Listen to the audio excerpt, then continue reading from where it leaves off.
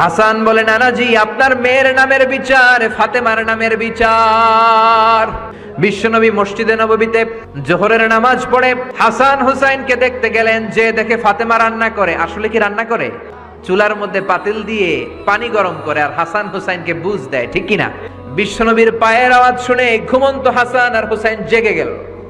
দৌড়ে এসে নানাজিকে ঝাপটে ধরে ডেকে বলে, নানাজি গতকাল কেন দেখতে আসলেন না? আজকে দুপুর হয়ে গেল, বিকেল হয়ে যাচ্ছে, এখন বুঝি আপনি দেখতে আসার সময় হলো? বিশ্বনবী বললেন, হাসান হুসাইন এই তো এইমাত্র জোহরের নামাজ পড়ে আসলাম, তোমাদের খোঁজ খবর নিতে এসেছি।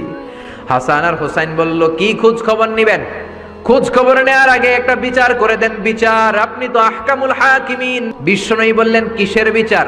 হাসান বলে, নানাজি আপনার মেয়ের নামের বিচার। বিশ্বনবী বললেন, ও হাসান, আমার মেয়ে ফাতেমার আবার কি বিচার? কি অপরাধ আমার ফাতেমার?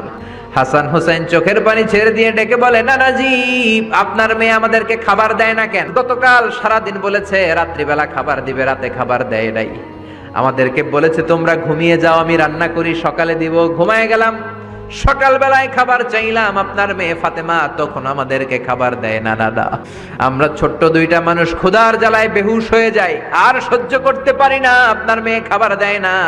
দুপুর হয়ে গেল, দুইজনে কান্নাকাটি করি, আপনার মেয়ে এখন পর্যন্ত আমাদেরকে খাবার দেয় নাই।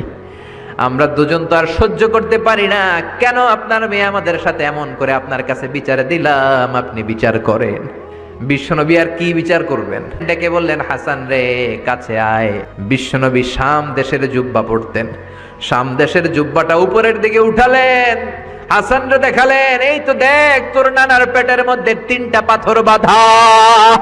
একদিন না খেয়ে থাকার কারণে তোদের পেটে এত জ্বালা, এত কষ্ট। আমি বিশ্বনবীর পেটে গত 3 দিন যাবত কোনো দানা পানি পড়ে নাই। আমি তো 3 দিন না খেয়ে আছি, আমার পেটেও তো কিছু নাই। নানাও কাঁদলেন, নাতিও কাঁদলেন, পুরো পৃথিবীও কাঁদলো, ঠিক কি না?